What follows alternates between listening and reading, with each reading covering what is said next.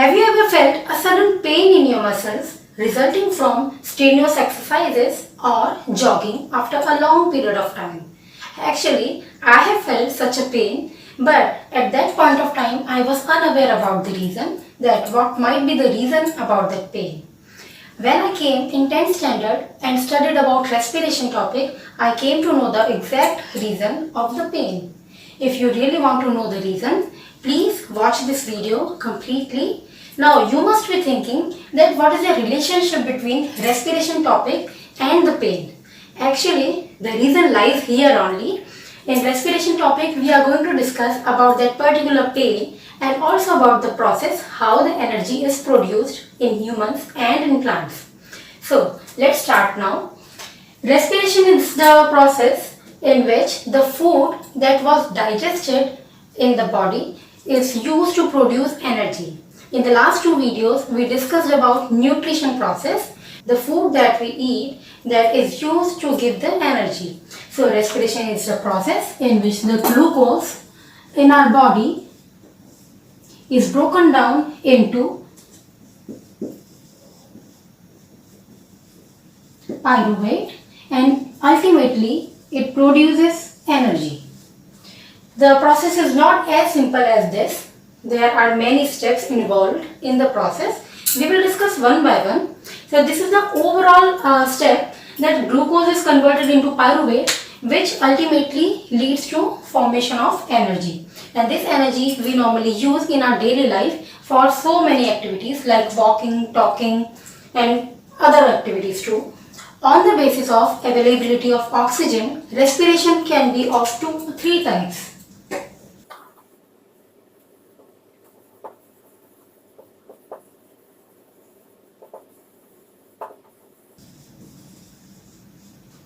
Aerobic respiration, when there is availability of oxygen, when complete oxygen is present, the type of respiration is known as aerobic respiration.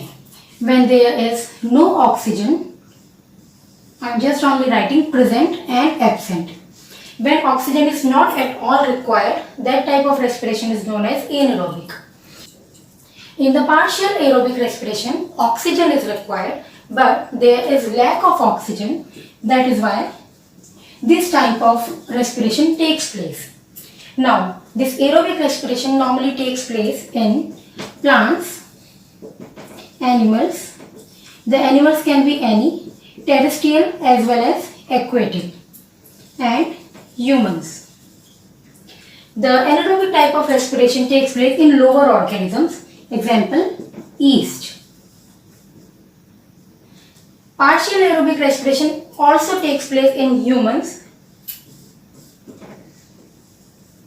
You must be thinking how it is possible that humans are getting oxygen, still they are performing partial aerobic respiration, but it is possible. That's why I talked about the pain at the beginning of the video.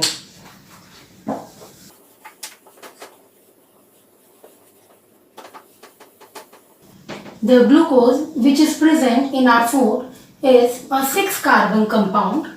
It gets broken down into pyruvate, which is a 3-carbon compound. This process is common in all the types of respiration and this takes place in cytoplasm. Cytoplasm is the jelly-like substance present in our cell. Now, after pyruvate is formed, on the basis of availability of oxygen, it may follow any of the steps. The first one, if oxygen is present. Here, if oxygen is not present, and here, lack of oxygen. So, in this case, if oxygen is present, the pyruvate will lead to formation of 3 compounds of carbon dioxide, water and energy. If oxygen is absent, then ethanol, carbon dioxide and energy. In the last one, if there is lack of oxygen, then lactic acid is formed with CO2 and energy. Now you see that energy is formed in all the steps, but maximum amount of energy is formed in this process. In both of these processes, least amount of energy is produced. Now, if we talk about the lack of oxygen, why this happens? We know that in humans there is full availability of oxygen in the atmosphere. But sometimes what happens when we do strenuous exercise or we do jogging, there is lack of oxygen. Our cells do not get adequate amount of oxygen. At that point of time, all the cells perform this type of respiration. This production of lactic acid causes the pain or the spasm in the muscles.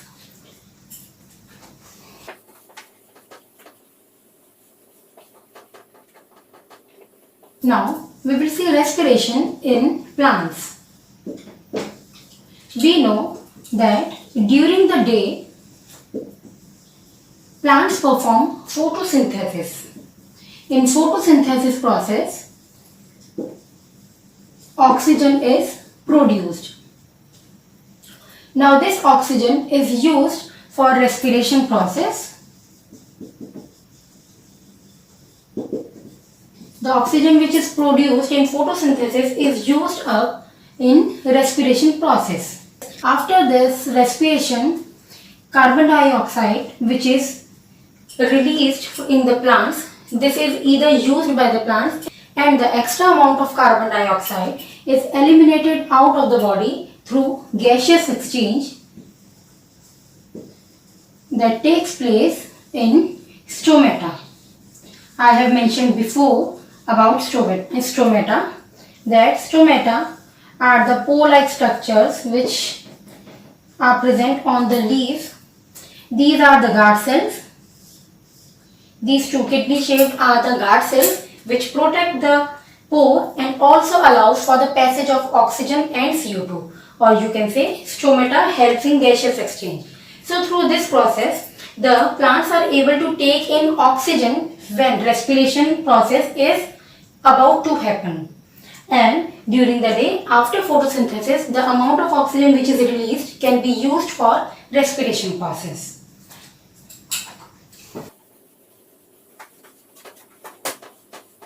Now we will talk about the respiration in animals. In aquatic animals who take oxygen from the dissolved oxygen of water,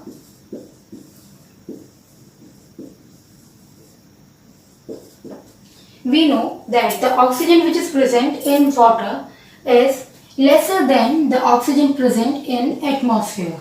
That is why we are more easily able to take up the oxygen from atmosphere as compared to aquatic animals.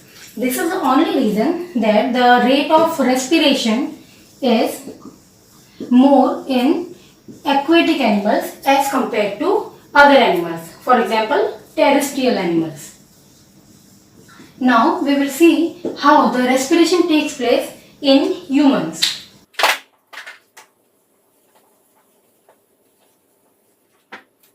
In humans and other terrestrial animals, we have different types of organs for taking oxygen from the atmosphere. These organs have specialized structures. For example, we have alveoli that we will be discussing later. These structures are coiled type of structure which increase the surface area and increase the area for diffusion process. Now, through a diagram, we will see how the respiration takes place.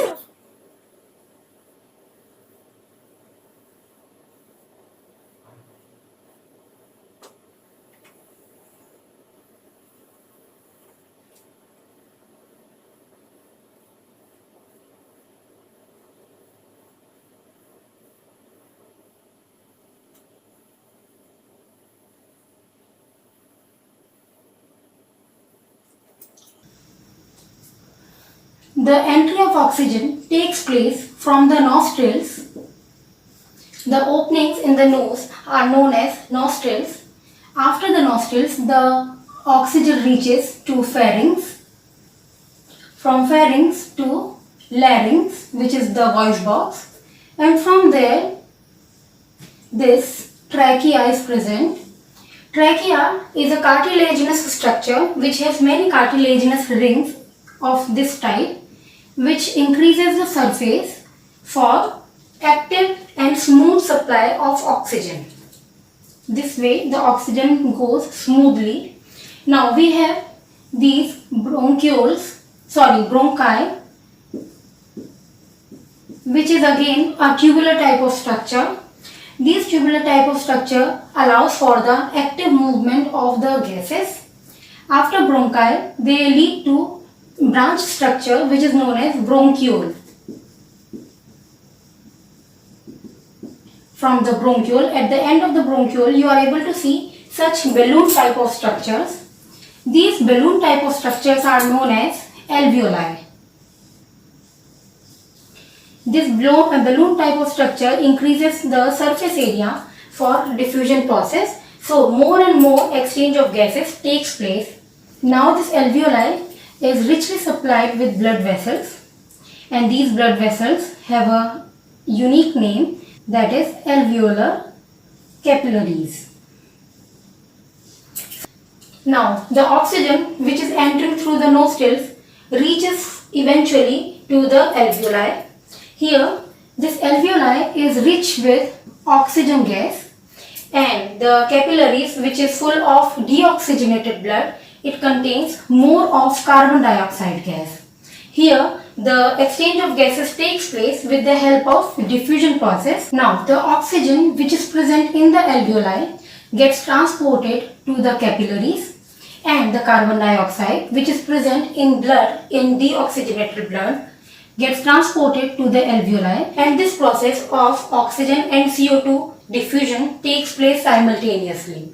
Right. Now this exchange is taking place in the alveoli. After the capillaries are full of oxygen, they get transported to each and every cell of our body. Now we know that diffusion is a simple and slow process, so it is not able to transport oxygen to such a huge body. That is why we have a different system. We know that in our blood hemoglobin is present. In some books you will find the spelling as hemoglobulin, and in some books you get hemoglobin. So this heme group, which provides red color to our blood, it has highest affinity for oxygen. It combines with the oxygen which is getting transported to the capillaries and forms oxyhemoglobin. Now this oxyhemoglobin, along with the blood, whenever reaches to any cell, it transports the oxygen group to the cell, and this oxygen is helpful for the process of respiration. And in this way the oxygen reaches to each and every cell in our body, and then in the cytoplasm the respiration takes place, and in mitochondria the further process after breakdown of pyruvate process takes place. All the energy which is produced is stored in ATP. ATP is a molecule, or you can also say it is a currency of storage of energy. The full form is adenosine triphosphate.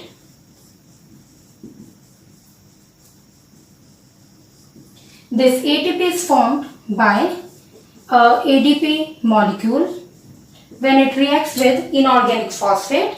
ADP is a di molecule. Di means two phosphates are present, adenosine diphosphate, and inorganic phosphate means a single phosphate. So when these 2 and 1, 3 molecules of phosphate combine, they form adenosine triphosphate, that is ATP, and this ATP is used to store the energy. This was all about respiration process. In the next video, we will be discussing about transportation in animals.